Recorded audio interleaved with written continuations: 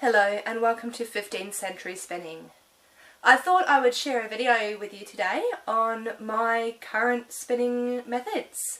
It's been a long while since I posted my original spinning videos, and like anything with practice and trial and error and that little bit of experimental archaeology type approach to spinning, my methods have not changed, but I'd say they've adapted. I've sort of settled into patterns of how I like to spin depending on what I'm spinning, and it's a little bit different to what you see me doing in some of the early videos. So I thought I'd do a bit of a refresher. First thing you may or may not notice is I'm not using a half hitch anymore. When I started spinning, I would draft out to here, I would stop and put a half hitch on my spindle, like so. And then I would do like a supported spin. I don't do that anymore. There's a couple of reasons why. First of all, when I was doing that with a half hitch, I was able to get a bit of a longer spin because the spindle was suspended for a longer time. And it was just putting way too much twist into my thread. You don't need that much twist. I mean, you need a hard twist single, but it was getting ridiculous. The other reason is I can't be bothered.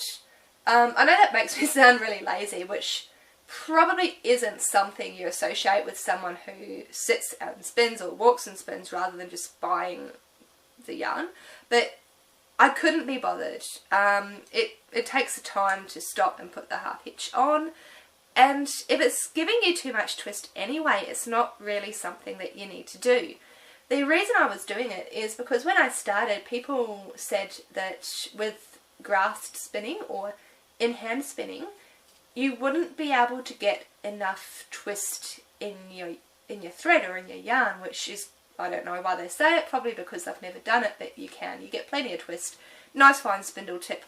This is just completely grasped, no suspension at all that I've been spinning.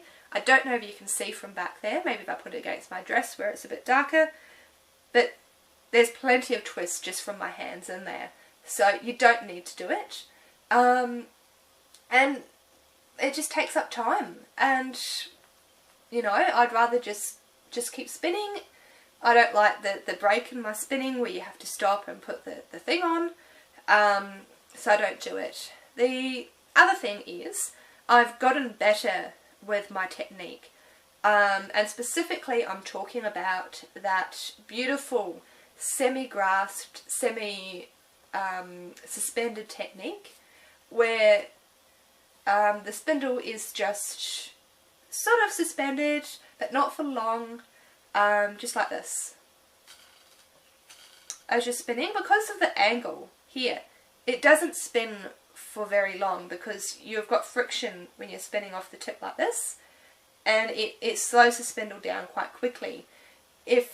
When I was doing my half hitch, I came in here and put the thread through my fingers, which provided that more vertical shape, so it could spin for longer. That's what I mean by you can spin for longer with a half hitch, because you've got that more vertical dimension, whereas when you're holding your thread like this, it doesn't spin for as long, but it spins really fast, and that adds plenty of twist. And when you first start, it's a tricky technique because it's hard to do. I don't know, you drop your spindle, you're scared of dropping your spindle even though you don't drop it. You're like, well, I'm not putting a half hitch on this, how can my spindle just magically stay in midair? This spindle is one from Hershey Fibre Arts, and it comes hand carved with a spiral notch. The spiral notch it helps with that technique. It adds a bit of friction, it adds a place for the thread to fall in, and it makes it a bit easier to do. You don't need it. There's one of my old videos of me spinning at an event using that technique, and you can see there's no spiral notch on my spindle. So is it needed? No. Does it help? Yes. And I spin a lot now with these beautiful spindles from Hershey Fibre Arts, and I you know, I find them great for that technique. The other thing is I've never seen a half hitch knot on a medieval spindle, and you're thinking, well, the manuscript pictures, of course you're not going to see the half hitch. When I've seen close enough up pictures and detailed enough pictures, not just from the Middle Ages but from later, often you just see the thread just spiralling up the shaft without a half hitch. So when you look at the videos of people still spinning this way, often thread spiralling up the shaft without a half hitch. It's not something that's needed. I really tend not to do it anymore. I'll still use a half hitch sometimes. If I'm out and about and I'm walking around and I want the extra security that a half hitch gives me, then yeah, sure, I'll throw a half hitch on and use it. But generally, if I'm wandering about, I prefer to use the grasp method. I just find it gives me a bit more control because I'm trying to walk, I'm trying to do other things, I'm dealing with people that don't look where they're going, they just walk into you and bump you and things like that. So the less I have to concentrate on, the better, and that grasp technique is just really great for having control. The other thing I did when I was starting out, which you actually don't see in the videos, is I used my spindle supported a lot. I had a beautiful little stone bowl, and I would draw it out maybe to my lap. I would spin supported on my lap. I would draw it out this long. I would spin supported down here. The medieval style spindles work beautifully as a supported spindle. They've got a point on either end. They spin nice and fast. There is small amounts of evidence of spinning supported in the Middle Ages, but I don't need to. It adds a lot of, and I mean a lot of twist in your thread, and I don't need to do it. Again, it's a great technique for a beginner. If you're starting out on how to spin, resting your spindle on something is great, because it's one less thing to worry about. You can practice your spinning technique, so the spin and letting go, you can practice that without worrying about your spindle dropping, which is great. Not so good if you're wandering around and walking about, unless you rest your spindle on the ground or on a nearby surface, but don't tend to do it anymore. I've got a bit better with my spindle, and again, I don't need that extra twist in what I'm spinning. And what am I spinning? Well, I'm making an apron. It's been a long time in the making. I don't know if it's ever going to be done. But I don't devote that much time these days to spinning. I spin at events. I used to sit at home in front of the TV and spin. I don't have time really so much these days. I've got a lot of things that I do outside of spinning. So really my main spinning is done at events.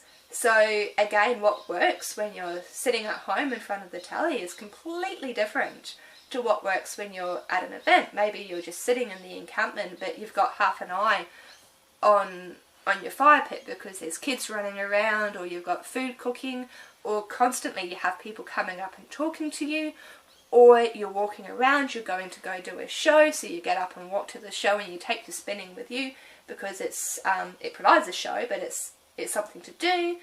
You've got spinning to get done. So a lot of my spinning I'm doing when I'm a bit more distracted than I was when I was just, you know, sitting at home in front of the telly and spinning. So I guess my, you know, techniques when I'm distracted, like now I'm talking to the whole internet if they care to watch.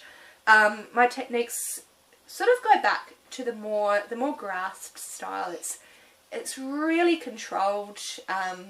You know, you've got control over every aspect of your spinning. You know, if you're doing a suspended spin, then gravity comes into it. The way you've wound your spindle, is it going to suspend, is it going to drop on the ground? All of that comes into it, but grasp is just, you know, more controlled. If you're, you know, if you like that control, then it's great. And what you see now is largely how I spin. Yep, normally if I'm just sitting on my own and not talking, I will do more of a semi-supported spinning, which makes it a bit faster. I'm spinning relatively slowly right now because I'm talking and I'm only doing the grasped spinning. I'm not doing right now really any of that semi-suspended, but if I were to, it's just that little bit quicker.